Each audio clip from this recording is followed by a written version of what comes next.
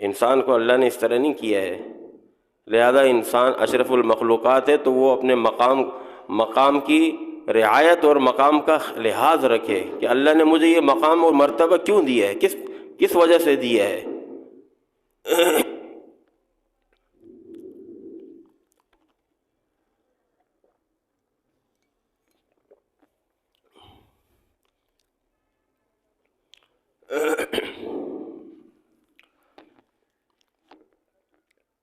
تو فرمایا کہ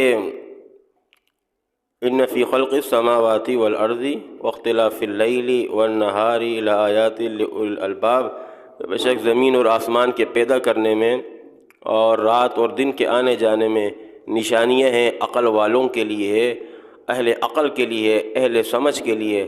اور عقل والے کون ہیں؟ الذین یذکرون اللہ قیاما وقعودا وعلی جنوبہم، عقل مند وہ ہیں جو اللہ کو یاد کرتے ہیں کھڑے ہو کر، بیٹھتے ہیں تب بھی اللہ کو یاد کرتے ہیں، لیٹتے ہیں تب بھی اللہ کو یاد کرتے ہیں، کسی حال میں اللہ سے غافل نہیں ہوتے ہیں، نہ بیٹھ کر اللہ سے غافل ہوتے ہیں، نہ لیٹ کر اللہ سے غافل ہوتے ہیں، نہ کھڑے ہو کر اللہ سے غافل ہوتے ہیں۔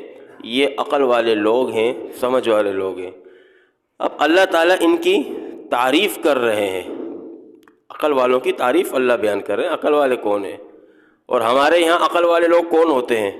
ہم کس کو عقل مند زیادہ سمجھتے ہیں؟ ہمارے یہاں زیادہ عقل مند اس کو سمجھا جاتا ہے جو زیادہ، جس کی زبان زیادہ چلتی ہو، جو زیادہ 420 جانتا ہو، زیادہ مکاری جانتا ہو، زیادہ دھوکہ بازی جانتا ہو، زیادہ فراڈ جانتا ہو، زیادہ وعدہ خلافی کرتا ہو، زیادہ جو ہے امانت میں خیانت کرتا ہو، زیادہ جھوٹ بولتا ہو، کہتے ہیں بڑا عقل مند ہے۔ اس کو ہم ہوشیار سمجھتے ہیں اور ہمارے معاشرے میں اس کو بڑا سیاںا سمجھا جاتا ہے، جبکہ اللہ کے نزدیک عقل والے کون ہیں؟ جو ہر وقت اللہ کی طرف لگے رہتے ہیں، ہر وقت اللہ کے ساتھ ان کا تعلق اور کنیکشن لگا رہتا ہے، وہ کبھی اپنے رب سے غافل نہیں ہوتے ہیں۔ اللہ تعالیٰ ان کو کہتے ہیں عقل مند، اور ہم ان کو کہتے ہیں عقل مند جو جھوٹ، دھوکہ، فراڈ، دغا بازی، بےایمانی، مکاری، 420 میں لگے رہتے ہیں۔ ہم کہتے ہیں یہ عقل والے لوگ ہیں، بڑے سمجھدار ہیں یار، بہت ہوشیار ہے، بہت سیاںا ہے یہ۔ تو یہ ہے ہماری عقل۔ ہم اگر اس کو عقل مند سمجھیں جس کو اللہ تعالیٰ قرآن مجید میں عقل مند کہہ رہے ہیں، اگر یہ ہماری سمجھ میں آ جائے تو ہم کسی اور کو عقل مند نہیں کہیں گے۔ وہ جتنا بھی عقل مند ہو وہ پھر قرآن کے اصطلاح میں عقل مند نہیں ہوگا، جتنے بھی وہ ہوشیار ہو، لیکن قرآن کے نزدیک وہ ہوشیار نہیں ہوگا۔ ہوشیار وہی ہے جس کو قرآن ہوشیار کہے، عقل والا وہی ہے جس کو قرآن عقل والا کہے، سمجھ والا وہی ہے جس کو قرآن سمجھ والا کہے، اور کامیاب وہی ہے جس کو قرآن کامیاب کہے۔ معیار دو ہیں، ایک ہمارا معیار ہے، ایک قرآن کا معیار ہے۔ ایک معیار اللہ نے ٹھہرا دیا کہ فلاں یہ ہوشیار ہے، یہ عقل مند ہے، یہ کامیاب ہے۔ ایک معیار ہم نے ٹھہرایا کہ یہ بڑا ہوشیار ہے، یہ بڑا سیاںا ہے، یہ کامیاب ہے۔ یہ ہمارا معیار ہے، لیکن ہم نے اپنے معیار کو ایک کنارے پہ رکھ دینا ہے، ایک سائٹ میں رکھ دینا ہے۔ ہم نے اللہ اور اس کے رسول کے معیار کو دیکھنا ہے کہ اللہ اور رسول کا معیار کیا ہے۔ اللہ اور رسول کے نزدیک سمجھدار کون ہیں؟ اللہ رسول کے نزدیک عقل مند کون ہیں؟ اللہ رسول کے نزدیک ہوشیار کس کو کہا جاتا ہے؟ پھر انشاءاللہ ہماری عقل جو ہے وہ کھل جائے گی، بات ہماری عقل میں آ جائے گی، پھر اللہ کے ہاں ہم بھی ہوشیار ہوں گے، سمجھدار کہلائے جائیں گے۔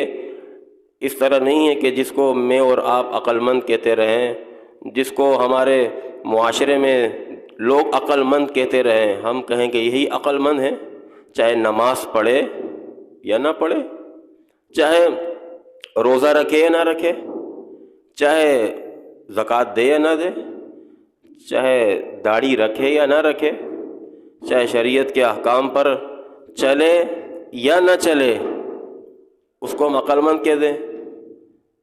سنت رسول اس کے چہرے پر نہیں ہے، وہ روزانہ اپنے چہرے پر الیاذ باللہ کلین شیپ کرتا ہے، داڑھی کو صاف کرتا ہے روزانہ، اور ہم کہیں گے یہ عقل مند ہے، یہ خوبصورت ہے۔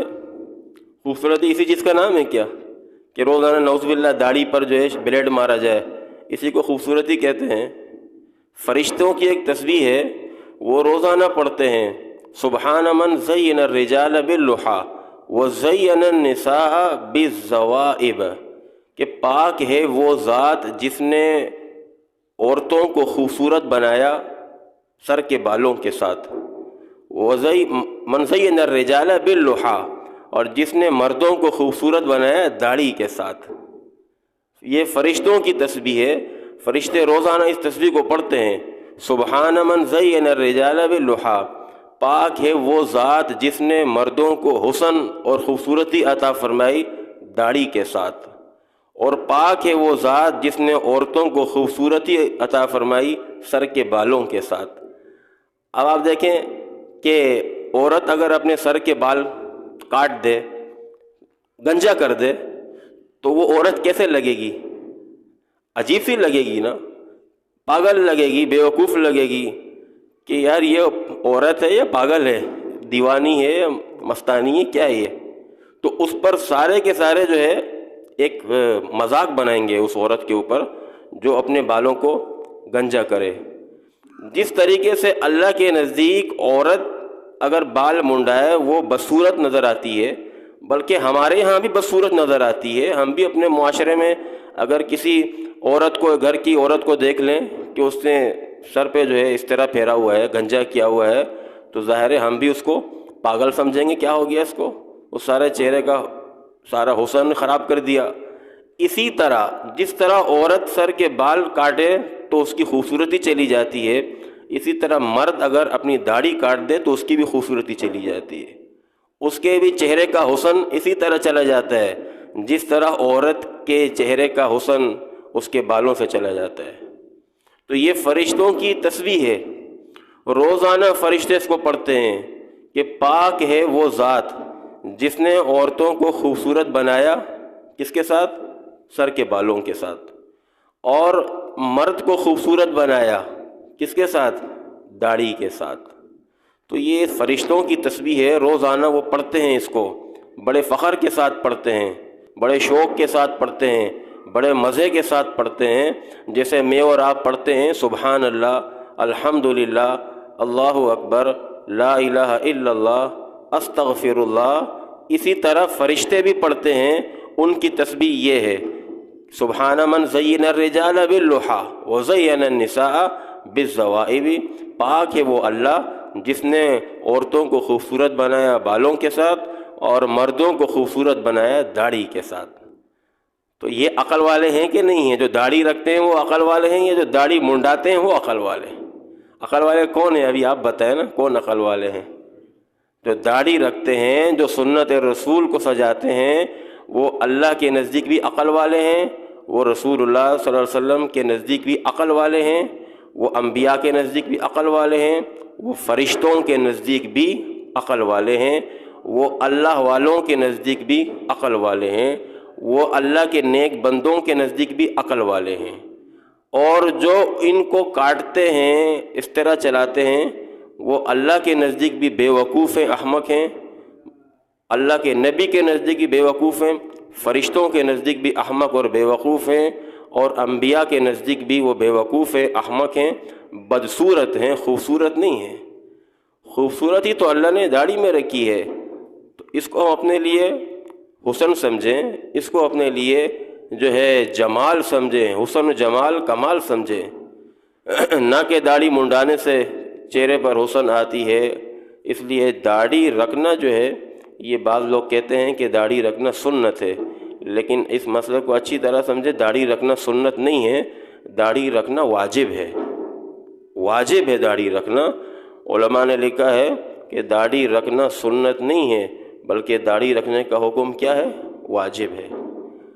واجب کا مقام سنت سے اونچا ہوتا ہے، زیادہ ہوتا ہے۔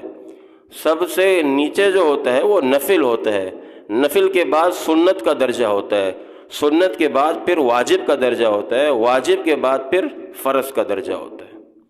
تو داڑھی رکھنا، ایک مٹھی داڑھی رکھنا، جو یہاں سے بھی یہاں سے بھی یہاں سے بھی، اب کسی کی اگر قدرتی داڑھی چھوٹی ہے تو وہ ایک الگ مسئلہ ہے، لیکن خود سے کاٹنا وہ الگ چیز ہے۔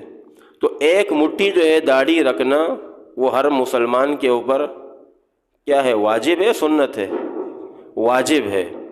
ہر مسلمان پر ایک مٹھی داڑھی رکھنا واجب ہے، کم سے کم۔